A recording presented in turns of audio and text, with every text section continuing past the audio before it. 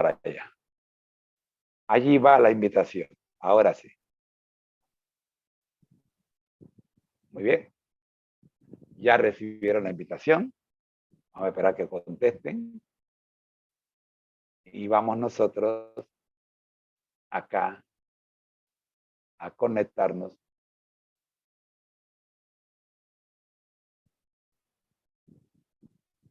El Ministerio Conéctate a Jesús y Seminario TISU presentan la serie Feliz para Siempre en su sexta sección o segmento, la escuela sabática para nuevos creyentes, y hoy domingo nos toca la cápsula de historia de la Iglesia Adventista del Séptimo Día, nuestra historia.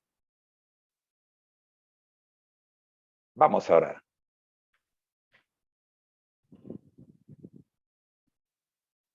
Nuestro Dios que estás en el cielo, ayúdanos, oh Dios, a cumplir con el objetivo, prepararnos para el encuentro con usted, según Amós 4:12. Rogamos, Dios, para que la lección de escuela sabática y la cápsula de historia de la iglesia que hoy vamos a presentar para los nuevos creyentes pueda cumplir con ese objetivo, prepararlos, ayudarlos a prepararse para el encuentro con su Dios. Gracias, gracias, Señor. Gracias por Jesús. Amén. Amigos, Amós 4:12 dice, y no lo inventó el hermano Moreno, el día que me encontré con este versículo, me gocé enormemente. Y no fue hace mucho, mire. Estaba allí.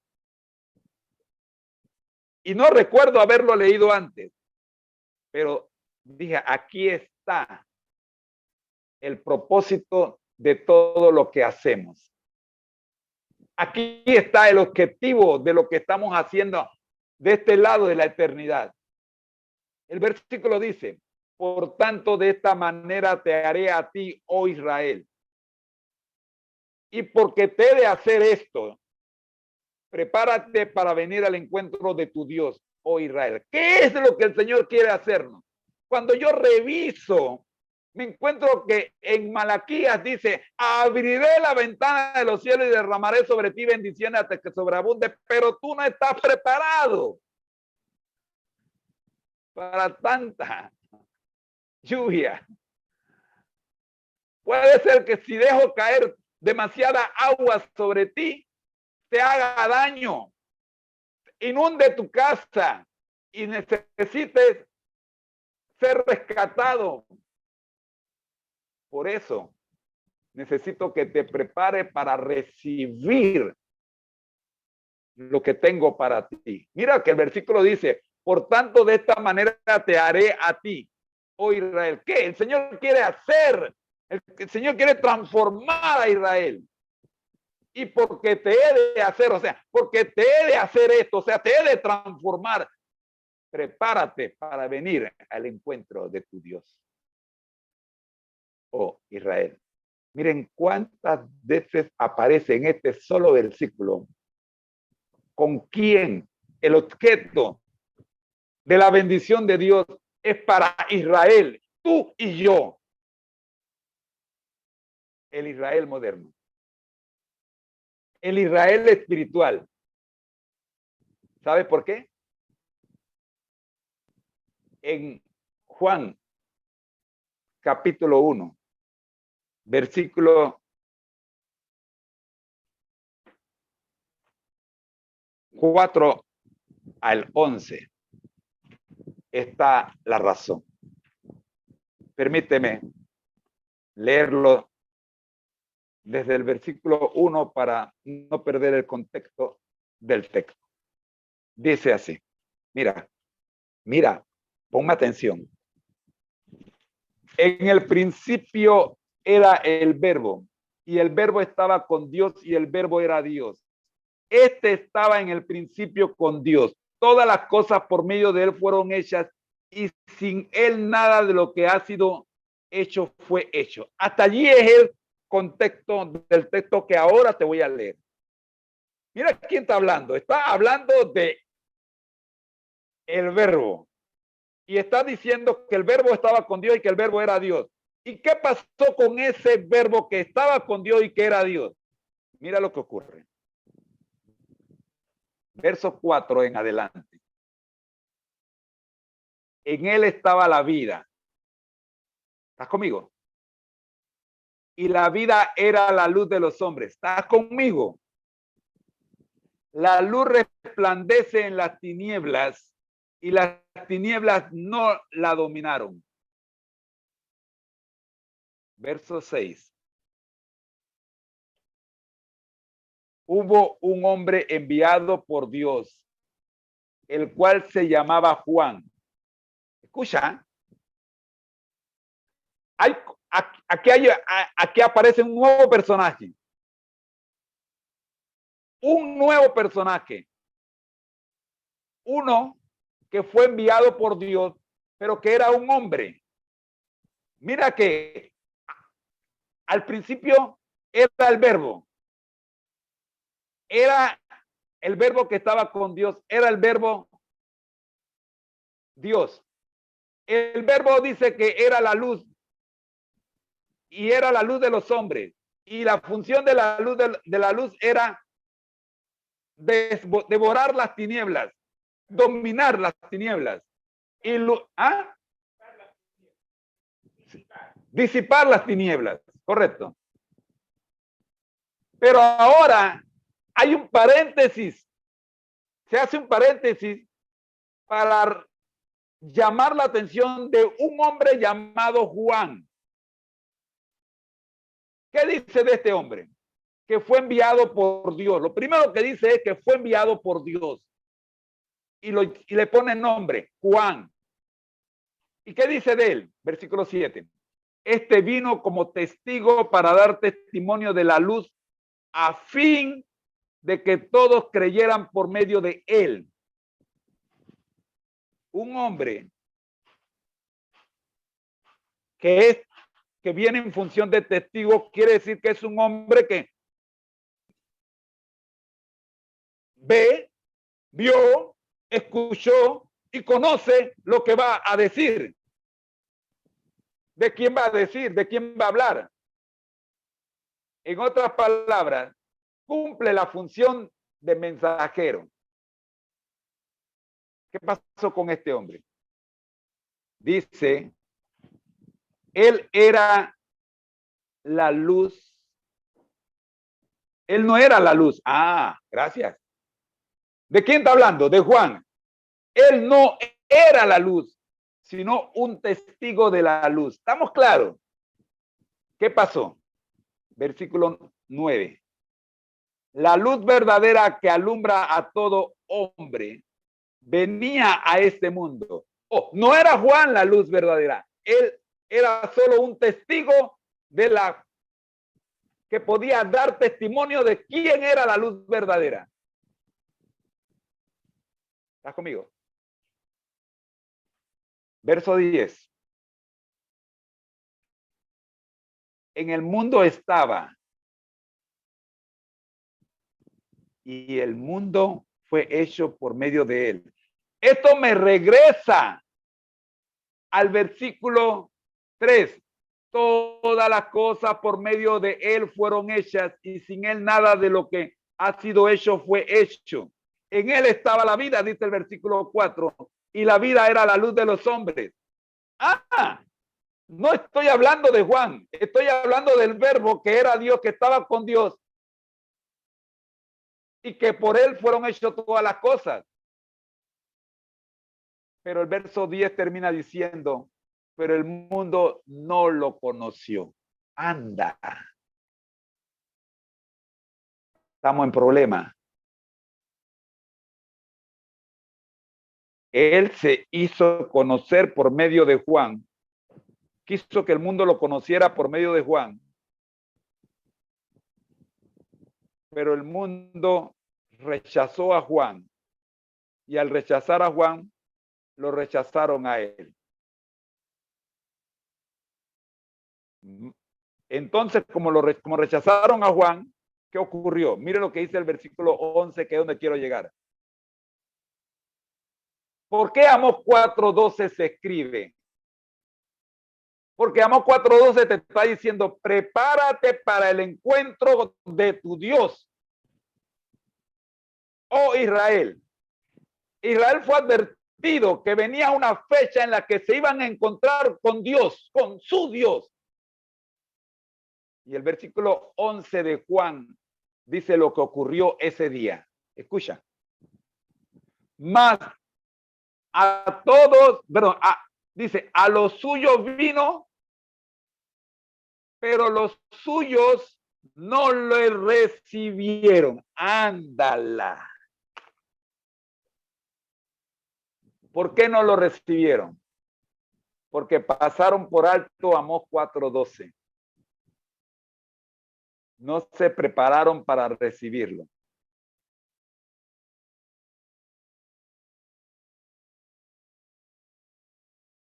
El día que yo leí este versículo por primera vez, no le puse atención. Me fui al versículo 14 y no le puse atención a los versículos que estaban hablando de cómo ocurrió esta desgracia en tiempos de Jesús. A lo suyo vino, a lo suyo. Mira, a lo suyo. ¿Qué era lo suyo? El pueblo de Israel. Es literal, pueblo de Israel. Los descendientes de Abraham.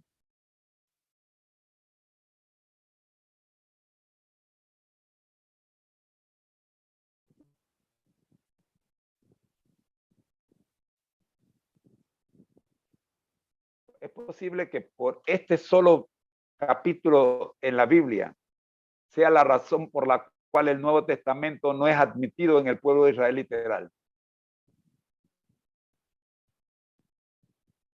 A lo suyo vino, pero los suyos no lo recibieron.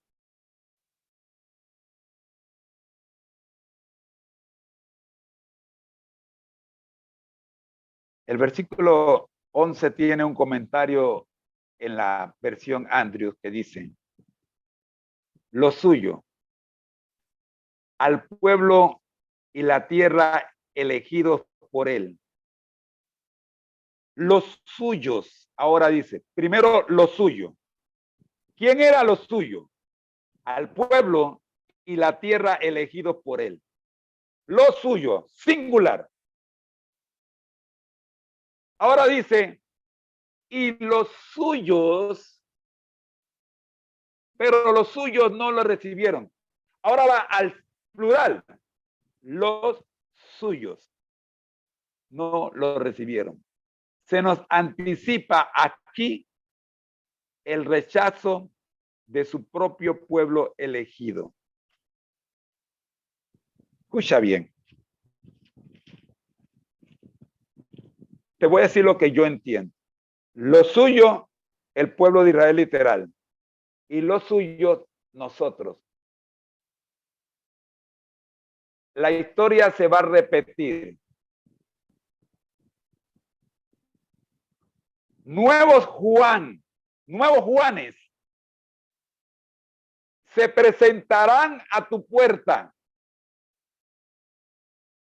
y han de ser rechazados. Lo que ocurrió con lo suyo, que era el pueblo de Israel, ocurrirá con los suyos, que somos nosotros. Por eso que no debemos descuidar Amós 4:12. Por tanto, de esta manera te haré a ti, oh Israel. Ahora, ese a ti no es los suyos, sino los suyos. No es el pueblo de Israel literal, sino el pueblo de Israel espiritual, tú y yo. Y porque te he de hacer esto a ti y a mí, nos dice, prepárate, prepárense para venir al encuentro con su Dios. El problema es, te pregunto, ¿Te consideras parte de los suyos? ¿Te consideras parte del pueblo de Israel moderno? Yo espero que sí. Porque de lo contrario,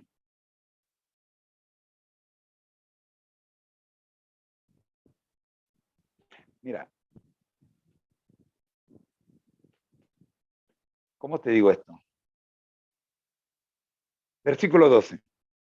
Te lo voy a decir con la Biblia. Mas a todos los que lo recibieron, a quienes creen en su nombre, les dio potestad de ser hechos hijos de Dios. Santo. Mira, lo suyo, la nación judía lo rechazó, pero los suyos, los gentiles, los no judíos, los que han sido injertados en la vid. Bueno, ya ahora me metí en otro problema. Los que aceptan a Jesús, los que hemos aceptado a Jesús como nuestro Salvador. El versículo 12 nos dice, seremos llamados, recibiremos la potestad de ser llamados hijos de Dios Santo. Qué privilegio. Por eso, amigo, te recuerdo Amós 4:12. Allí donde dice, oh Israel, con tu nombre, yo puse el mío, José Moreno, y el de mi esposa, y el de mi familia. Y lo amplíe mucho más, pongo el nombre de mi familia espiritual. Y lo escribo, lo leo de esta manera. Por tanto, de esta manera te haré a ti, iglesia de Cristo. Y porque te he de hacer esto, prepárate para venir al encuentro de tu Dios, oh iglesia de Cristo. Y cabe cantar el himno Iglesia de Cristo en este momento, pero por derechos de autor no podemos hacerlo, pero sí te recomiendo que lo descargues. Y antes de meternos en la lección de escuela sabática para nuevos creyentes, si estás viendo el video, escucha el himno Iglesia de Cristo reanima tu amor. Al final de la transmisión, te voy a recordar este himno. Iglesia de Cristo reanima tu amor. Oremos. Nuestro Dios que estás en el cielo, gracias Señor le damos por permitirnos el análisis del objetivo de esta programación. Oramos, buen Dios, para que juntos nos preparemos para aquel día en que hemos de encontrarnos en Jesús. Amén. Lección de escuela sabática para nuevos creyentes. Señores, esta lección desde la lección 8 para acá se ha puesto candente. Recordemos qué es lo que estamos estudiando en esta lección de escuela sabática para nuevos creyentes. Miren, todavía estoy en la lección 10. No me voy a meter en la lección 11 porque pienso que todavía tenemos que trabajar un poquito más el asunto de la sanidad divina. Ayer me gustó el final que tuvimos, pero nos hizo falta tiempo para detallar mejor la lección de la semana. Hoy tengo ese tiempo, gloria a Dios. Mira, la lección número 10. Ayer hablábamos de encontrar sanidad y hablamos bastante de qué tipo de sanidad estamos hablando. Adicciones.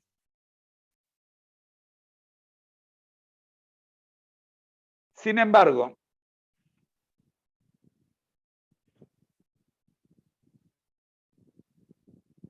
hoy queremos concentrarnos en el contenido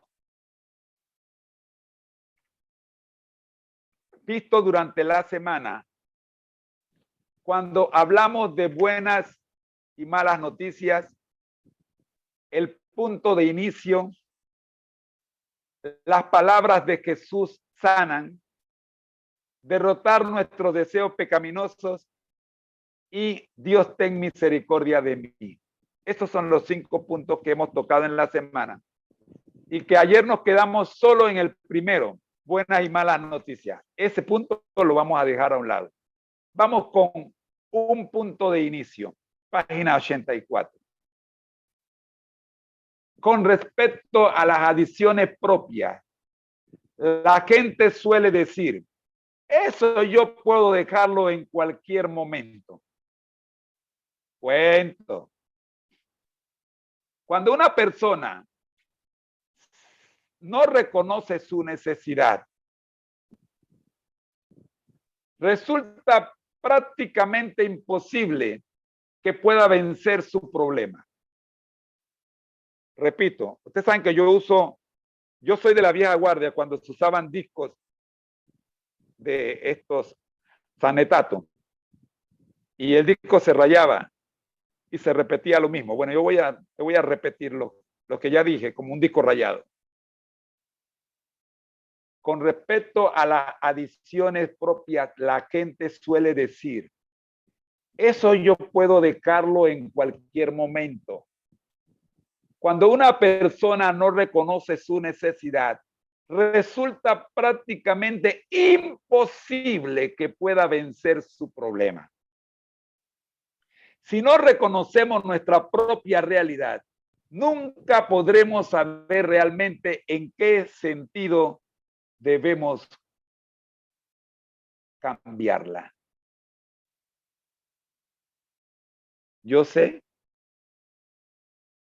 que ando mal, pero como no reconozco que sé que ando mal, no hay cambio en mi vida. Aunque sé que ando mal, sigo cojeando toda la vida hasta que reconozca que soy un cojo. Todo el mundo me dice, José, eres un cojo. Ah, por cierto, a mi papá le llamaban negro el cojo, porque se cayó de un caballo y no quiso ir al hospital y se quedó cojeando. Es como me pasó a mí que jugando boxeo me partieron la lengua y como no quise ir al hospital, por eso ustedes ven que tengo problemas con la C. Yo digo connect, cuando quiero decir conéctate, no me sale la C, porque tengo un problema en la lengua, que yo tengo 2 lenguas en vez de una. ¿Aló? Bueno, reconocer que tú estás cojeando es necesario para que te puedan conseguir una muleta e incluso una silla de ruedas. Pero si tú no reconoces que estás cojo y la gente te dice, oye, José, ¿estás cojo? Yo, cojo yo. No, hombre, si yo camino bien, no me estás viendo. El único que no ve eres tú. Todos los demás están viendo, pero tú no. Recuerdo cuando yo fumaba. Sí, yo fumaba. A los 13 años empecé a fumar a escondidas de mi papá y de mi mamá. Pero llegó un día a los 22 años y medio que me encontraba en un bus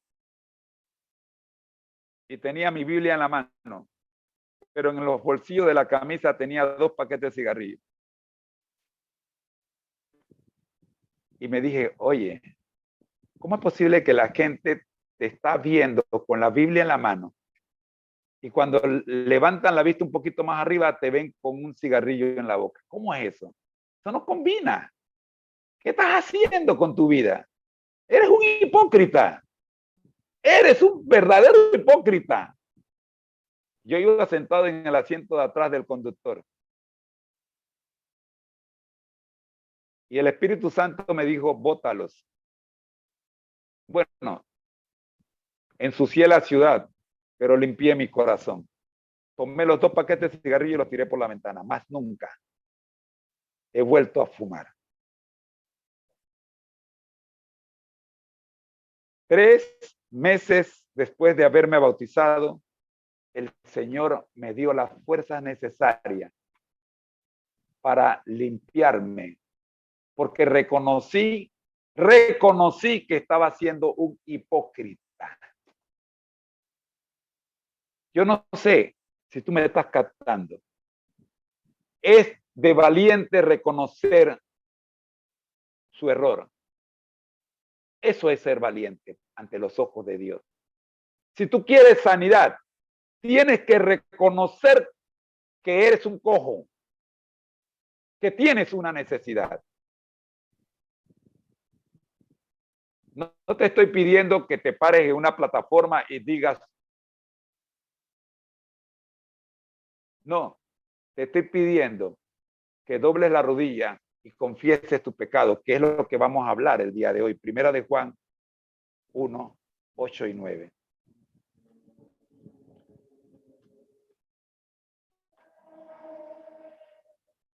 La verdad es que esto da para mucho más.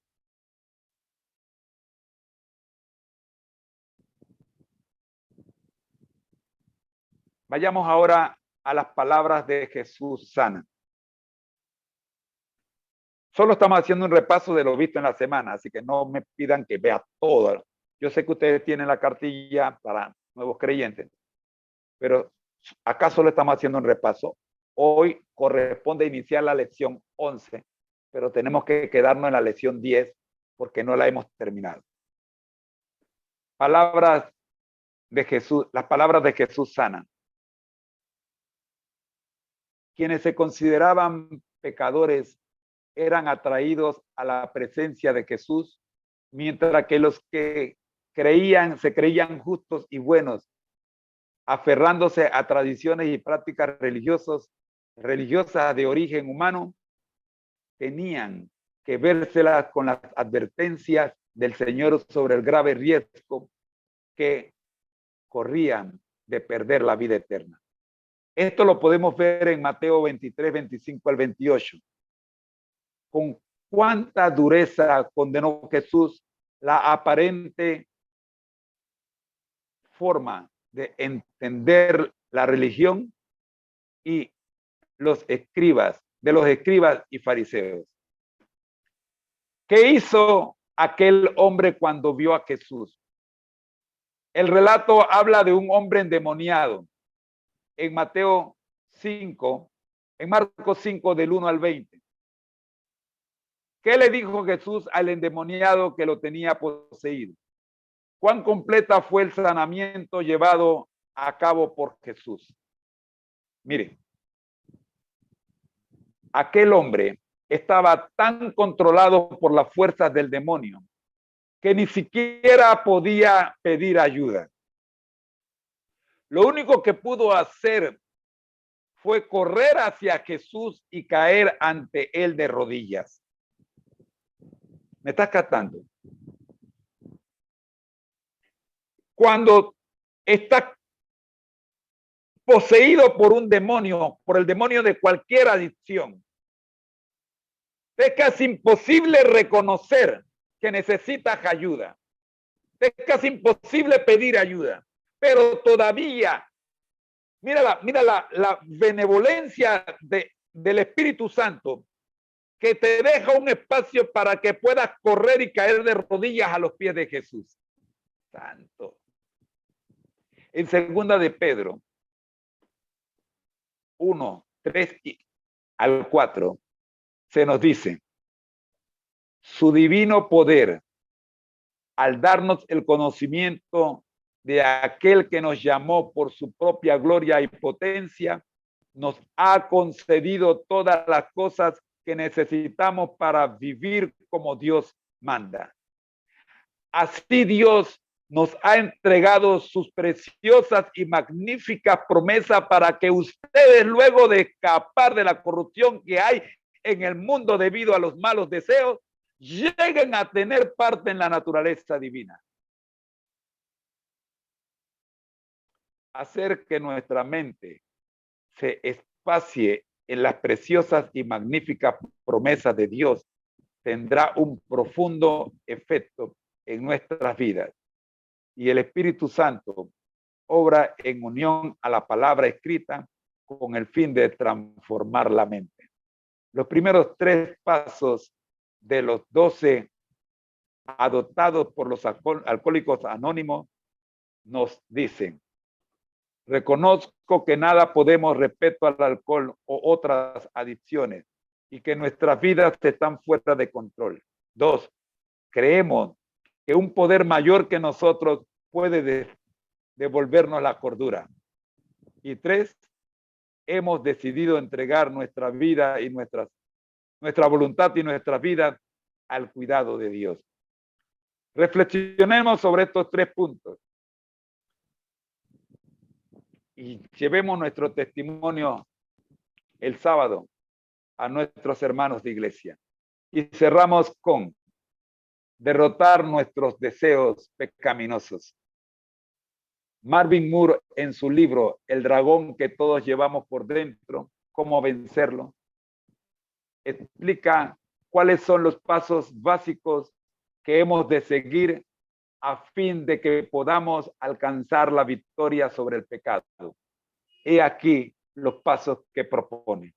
Primero, reconocer que Dios es el único que puede concedernos la fuerza para vencer nuestras inclinaciones pecaminosas. Todo lo puedo en Cristo que me fortalece, Filipenses 4:3. Segundo, pedir ayuda para superar nuestra conducta pecaminosa. Orar y pedirle a Dios: Señor, por favor, quítame el deseo de cometer este pecado. Y describa el pecado por nombre y apellido. Tercero, confesar nuestra conducta pecaminosa. Contra ti solo he pecado, he hecho lo malo delante de tus ojos, dijo el salmista David en el Salmo 51:4. Y cuarto, abstenernos de nuestra conducta pecaminosa. Someteos a Dios y el diablo huirá de vosotros. Sabio fue Santiago cuando escribió esto. Amigos, hasta aquí la lección de escuela sabática para nuevos creyentes. Pero en los próximos minutos que tengo, quiero presentarte la cápsula de los domingos. Cápsula de la historia de la Iglesia Adventista.